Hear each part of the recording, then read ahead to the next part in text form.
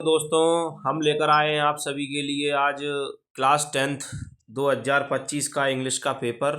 और आप सब लोगों की स्क्रीन पे आपको ये दिख रहा है, ये सेट ए का जो है सेट ए में सॉल्व करवाएंगे। ये 4 सेटों में जो है आता है, एक ए बी सी और ये चौथा डी। तो जिन बच्चों के पास जो भी सेट है आप सबसे मिला लें, सारे सेट सेम रहते हैं, बस ये हो जाता है उनमें कि क्वेश्चन ऊपर नीचे होते रहते हैं। तो ज़्यादा परेशान होने की ज़रूरत नहीं है। आप तो केवल बस ये देख लीजिए कि कौन सा वाला पैसेज आपको किस नंबर पे दिया हुआ है, केवल नंबरिंग जो है चेंज हो जाती है, ऊपर नीचे क्वेश्चंस हो जाते हैं। तो चलिए भाई सॉल्व कराते हैं।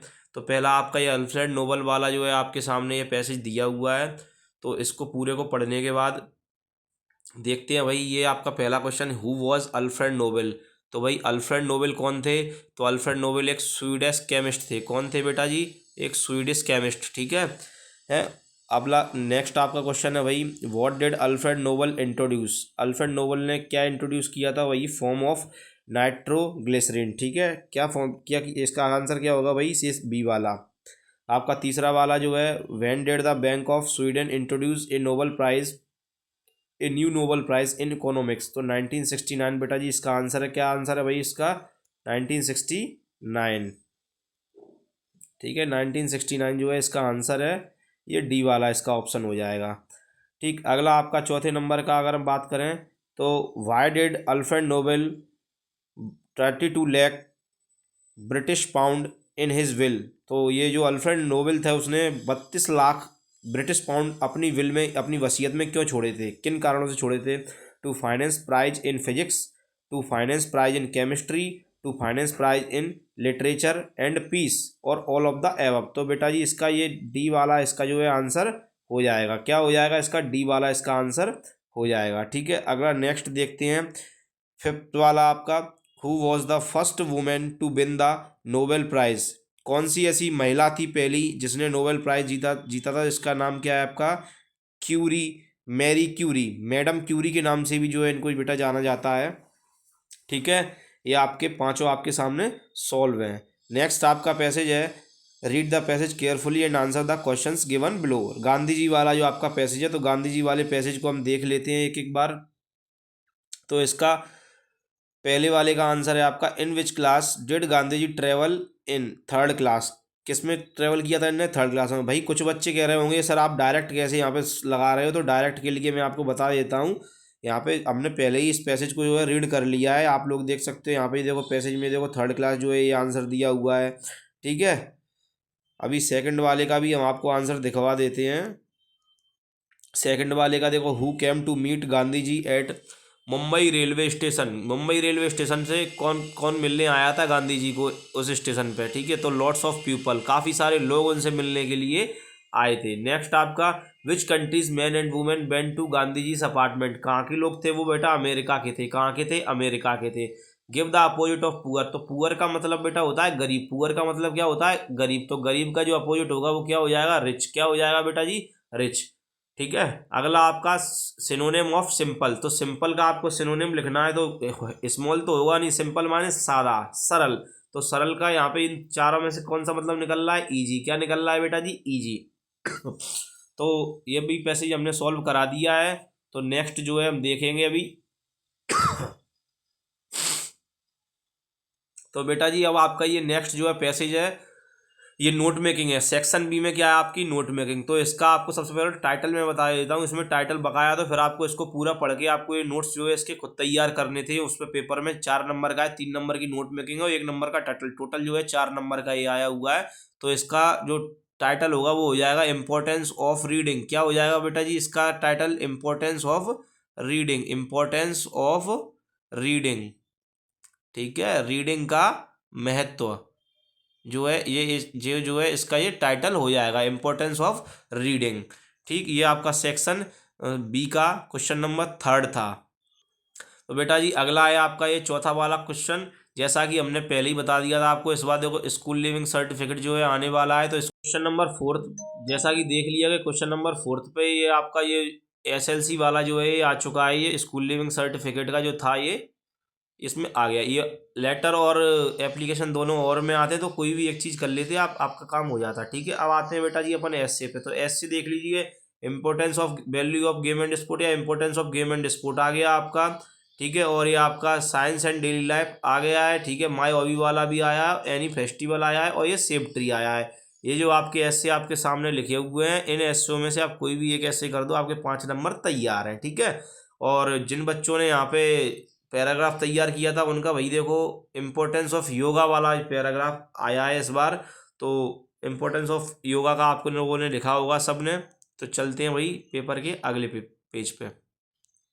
देखो जैसा कि हमने बेटा पहले ही बता दिया था कि इस बार कोई भी एक जो है पिक्चर कंपोजिशन आएगी वो बेटा नेचर से रिलेटेड आने वाली है। कैसी आने वाली है? नेचर से रिलेटेड आने वाली है। तो आप लोग देख सकते हो ये आपकी जो है नेचर से ही संबंधित एक जो है आपके सामने ये आ चुकी है।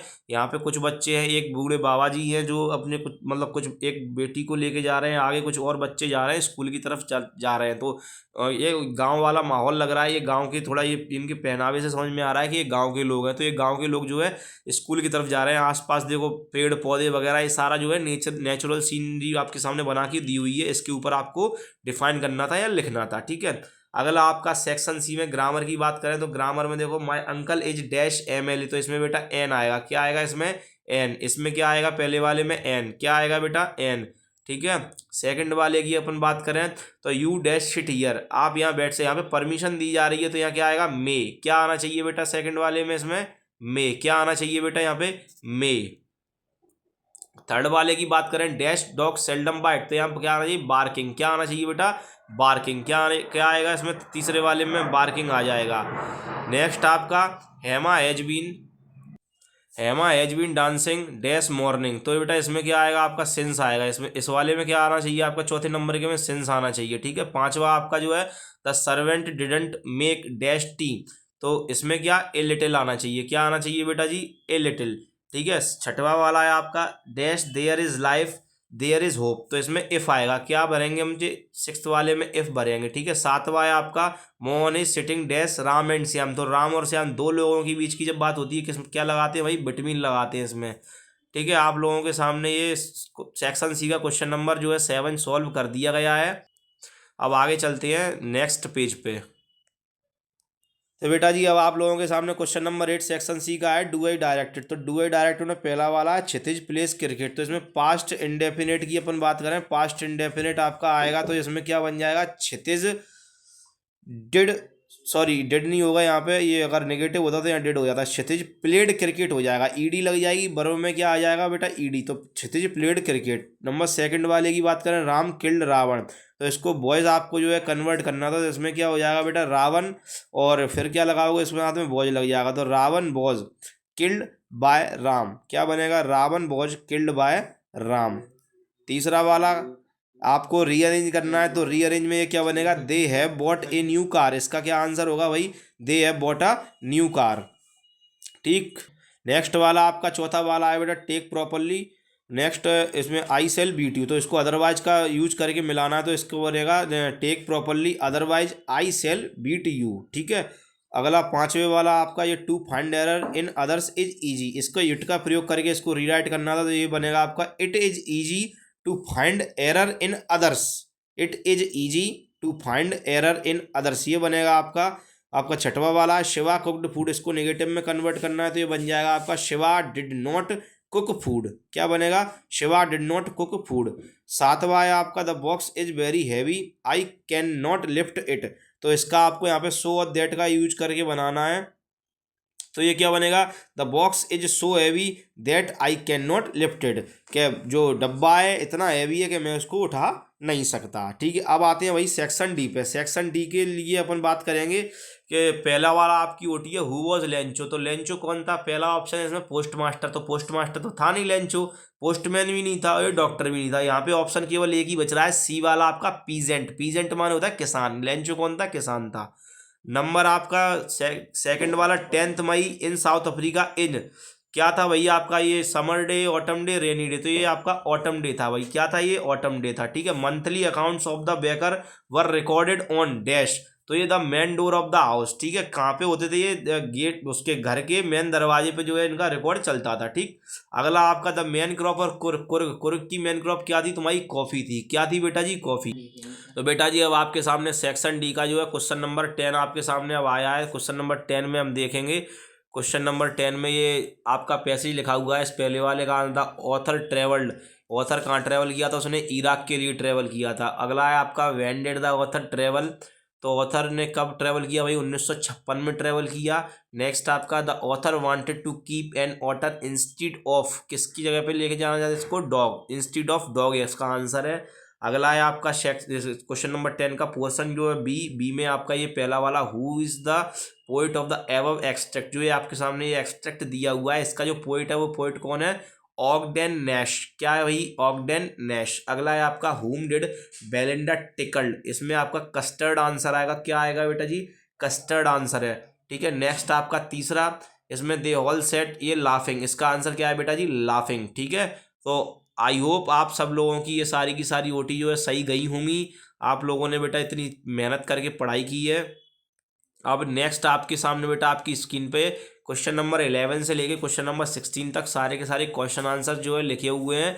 ये सारे के सारे क्वेश्चन आंसर्स आपने अगर साल भर में याद किए हुए होंगे तो आपने ये कर लिए होंगे, ठीक है। ये 2-2 नंबर वाले सारे के सारे क्वेश्चन आंसर हैं, जो कि जिसमें से आपको 6 करने थे तो 12 नंबर के हो गए यहाँ पे। ये 2-2 नंबर के ये 2 क्वेश्चन आंसर इसमें से सॉल्व करने थे आपको, और अगला आपको 2-2 नंबर के 4 नंबर के, वो सॉरी 2 क्वेश्चन आंसर यहाँ पे 4 नंबर के सॉल्व करने थे, और 3 नंबर का 1 सॉल्व करना था इधर आपको, और 3 का फिर वापस से यहाँ पे 1 करना था, और ये लास्ट में आपका ये 3 नंबर का वापस से आपको यहाँ पे 1 सॉल्व करना था।